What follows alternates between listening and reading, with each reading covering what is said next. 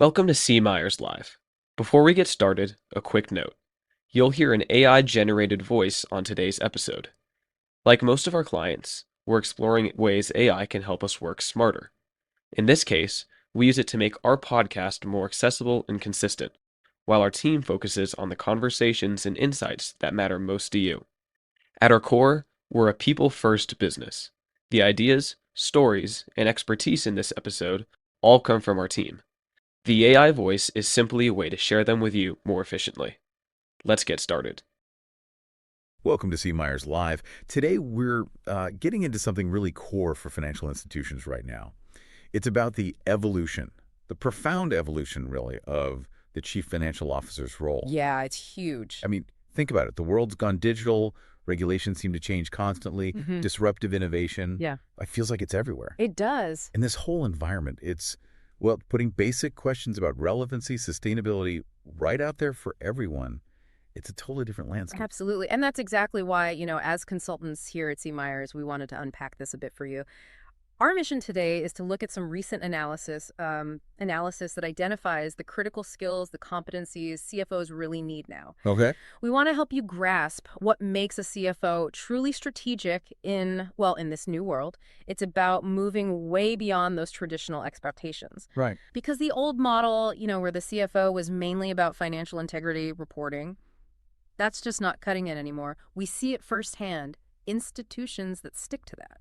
They can lose ground fast, miss opportunities, or worse. To face unexpected crises they just weren't ready for. Exactly. So this redefinition you mentioned, is it just a small shift, or are we talking about something like fundamental, a real transformation in how a CFO has to operate? Because it really sounds like it demands someone who's always thinking ahead, anticipating, seizing opportunities. Oh, it's absolutely a radical transformation, no question. Think about the sort of traditional CFO archetype, often groomed to be the numbers guru, right? Data, P&L reports. Masters of analysis, profit, revenue reports, yeah. But often operating mostly within their own finance silo. Excellent in that box, maybe, but the box got too small. Precisely. With all this complexity now, financial, regulatory, the sheer competitiveness out there, that siloed approach just fails. Yeah, you need someone who can connect the dots faster. You do. The market demands a CFO who can rapidly translate all this consumer data, financial data, into actual business intelligence. Actionable stuff. Okay. So a high-functioning strategic CFO today isn't just reporting history. They're actively enabling the organization to stay relevant, to be nimble. To respond instead of just react. Exactly. Yeah. To respond effectively to these changing landscapes, not get blindsided. They're truly vital now for long-term health. So if that's the what, the how really comes down to specific skills. And our analysis highlights 7 core competencies for this new strategic CFO. Okay, 7. Let's get into the first one. You call it being a master of the so what, of the numbers and data.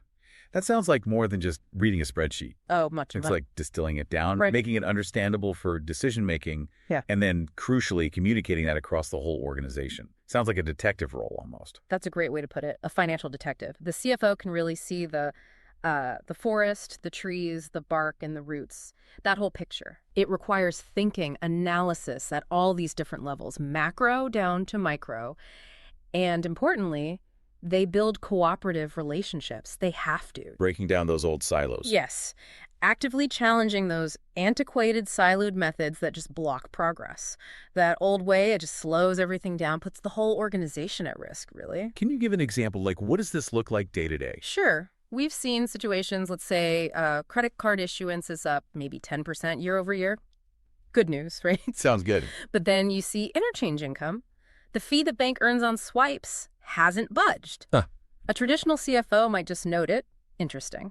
But a strategic CFO, they don't just shrug. They immediately dig deeper. They start asking questions like, okay, do these new cards show different usage stats? Are they being used less often? Wow. For smaller amounts? At different places. So the why behind the what. Exactly. Or even has overall card usage dipped across the whole portfolio, even with the new accounts? So connecting things that might seem separate. That's it. And based on those answers, this CFO then reaches out, talks to marketing, talks to lending, maybe even operations, gathers that comprehensive picture and that collaboration. It lets leadership draw really useful conclusions about bigger strategic opportunities or maybe threats. It turns a simple number into a real strategic conversation. That makes a lot of sense. And that idea of connecting dots leads perfectly into competency number 2. Being proficient at aligning the business model with long-term success measures and aggregate risk tolerances. Right. This feels like moving beyond just hitting the quarterly numbers. Way beyond. Strategic CFOs really elevate goal setting. Their approach is often kind of go big first. Go big first. Yeah. They actively sit down with the rest of the C-suite and wrestle with the really tough questions, the fundamental ones, like where do we genuinely want this business to be in 3 to 5 years and why? Or what short-term pain are we actually willing to endure to hit those long-term strategic goals? So thinking about trade-offs. Absolutely. It's about understanding what you need to do today to get to that future state, not just setting next year's ROA target. Important, but not the whole story. Right. And all the while, they're constantly scanning the horizon, assessing internal risks, external risks, weighing them, aggregating them, Right. because they understand risks rarely pop up alone, right? They tend to combine. A market shift plus a regulatory change plus a new competitor, that's where the real impact often lies. Okay, that leads into competency number 3, which feels very relevant today. Right. Being a multidimensional thinker. Hmm. That ability to shift gears, right, between creative problem solving, critical thinking, strategic thinking, especially when everyone wants instant answers. Yeah, fighting that linear thought tendency. That's the biggest barrier you see leaders facing when trying to develop that skill. It seems tough. It is tough. That's a really good question because our whole culture pushes for quick answers, immediate fixes. But let's break down those thinking modes. First, the creative problem solver. This person approaches a problem with the belief, the deep belief that there is a solution, and they look for the opportunity within the problem. It's a fundamental mindset shift. Okay, not just can't be done. Exactly. Right. Then you have the critical thinker. This is someone who didn't just accept conventional wisdom, they question it. They debate issues from different angles. They're curious. They ask really probing questions. They're willing to, as the analysis puts it, peel away many layers to find lasting solutions, not just surface fixes.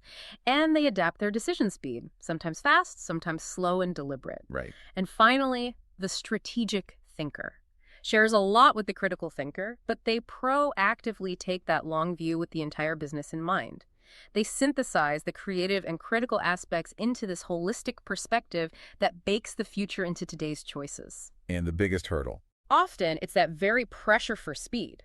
It discourages the deep, reflective work these skills demand. You know, in an age where AI promises instant answers, the discipline to actually peel the layers is becoming rarer, which makes it even more vital for leaders. Let's use an example. Say an institution sees loan growth declining. The immediate reaction might just be, Lower the rates. Be more competitive. right, the knee jerk. But a multidimensional thinker, that strategic CFO, they pause. They ask probing questions. Is it really applications that are down? Or are we approving loans but not funding them quickly enough? Could the real issue be maybe we're just taking too long to say yes to the customer, especially now when immediacy is everything, people will just go elsewhere. Okay, so connecting it back to the customer experience. Exactly. And then linking that to the bigger picture. How does the situation impact our overall measures of success? If a fast, easy experience is part of our core value proposition, Then slow funding isn't just hurting loan volume today. it's potentially damaging our long-term relevancy. So asking those better questions, taking the time to peel back those layers, it leads to much more robust solutions. Solutions that actually support the unique business model. You're diagnosing the real illness, not just slapping a bandage on a symptom. That makes perfect sense, which flows right into competency number 4. Navigating quickly in the gray. Demonstrating sound decision-making, even with ambiguity. Because, let's be honest, the current landscape forces faster decisions, often without all the perfect data you wish you had. It's like trying to drive in fog. It really is. And what's interesting, what we see is that strategic CFOs don't run from that uncertainty. They kind of lean into it. They embrace it. They get good at blending the available, often incomplete information with really sound decision-making processes. And key to that is always maintaining that deep grasp of their organization's specific business model. That acts like a filter. Exactly. It helps them filter decisions, make better choices, even when things are murky. But, I have to stress, these skills don't just appear overnight. Our work shows it takes real commitment and deliberate focus to build them over time. It's like building muscle. Right, deliberate practice. Okay, competency number 5 is all about execution, demonstrating consistent and successful execution. And you mentioned a pretty stark statistic. Over 70% of all projects fail. Wow. It's sobering, isn't it? So having a clear strategy isn't enough. The real acid test is actually getting the right things done right. This is where the maybe underrated power of saying no becomes critical. Focus. Yes. Strategic CFOs understand that those precious resources, talent, brain power, time, money, they have to be aimed carefully. They play a key role in stopping the organization from spreading itself too thin. Chasing too many things. Exactly. Avoiding that common habit of launching initiatives that don't truly align with the core strategy. They help build a culture where daily actions are intentionally linked to the strategic direction and the payoff. You save huge amounts of resources from being wasted on misguided projects, and that directly fuels stronger financial performance and ultimately more capacity for customer giveback too. It's disciplined focus in action. Makes sense. Okay, number 6. Being adept at choosing, developing, and engaging supporting talent. It feels like a CFO can only truly be strategic if they build the right team around them, right? You can't do it all yourself. You absolutely cannot. You're only as good as the people you empower. Strategic CFOs get this. They're skilled at both managing the necessary details and driving the big picture, largely because they empower their team to handle those specifics. It frees up their own mental bandwidth to constantly think strategically. They delegate effectively. Very effectively. And crucially, they lack hubris. They aren't threatened by having smart people around them. They seek it out. They focus on developing and mentoring their talent, seeing it as a critical investment. But there's a tough side, too. There is. The analysis points out they also have to be willing to make those gut-wrenching decisions to trade out players timely and with respect when someone on the team just isn't keeping pace with the new skills needed or the speed of change. That can't be easy. It's not. But they recognize it's essential for the team's overall integrity, for its future capability, and frankly, for retaining the high-performing talent you need. You're building a team for tomorrow's challenges, not just maintaining today's status quo. Got it. And that brings us to the final one, competency 7, which seems to weave through all the others, being the skilled communicator. Absolutely foundational. Because translating complex financial data, technical reports, into something meaningful for non-financial leaders, for influencers, that's a real skill. It's not enough to know the numbers. You have to make them matter to others. You really do. A strategic CFO needs to be a good storyteller. Someone who can use analogies effectively, who values conciseness, and who always keeps that so what front and center. Make the information relevant, compelling. Right. But it's more than just presenting data clearly. They also have to navigate the sort of unspoken communication challenges. Things like the fear of conflict in meetings or the danger of echo chambers where everyone just agrees and real debate gets stifled. Yeah, groupthink. Exactly. They need to foster an environment where it's okay, even encouraged, to share uncomfortable truths and explore different viewpoints productively. You know, our founding CEO here at C. Myers always used to emphasize something that feels really relevant here. Oh, yeah. He'd say there's a difference between communicating to be understood and communicating to not be misunderstood. Oh, that's powerful. That's really insightful. Isn't it subtle but huge? It is huge. Because that ability, communicating specifically so you cannot be misunderstood, that facilitates the crucial exchange of everything, the good, the bad, and the ugly. It ensures everyone, stakeholders at all levels, stays engaged, stays open-minded even when the news isn't great. It fosters transparency and that productive disagreement that ultimately leads to much better decisions for the whole institution. So as we kind of bring this together, it's striking to think about how many organizations haven't navigated change successfully. They've failed to adapt. It happens too often. And what this analysis, what our conversation highlights, is that the strategic CFO role is absolutely pivotal in positioning an organization not just to survive, but to actually succeed, both today and looking down the road. Definitely. But it's crucial to remember becoming that strategic CFO isn't like flipping a switch. It's a journey. It takes real commitment, consistent and deliberate practice, both structured learning and just, on-the-job experience. And patience. And as the analysis rightly says, just a touch of patience.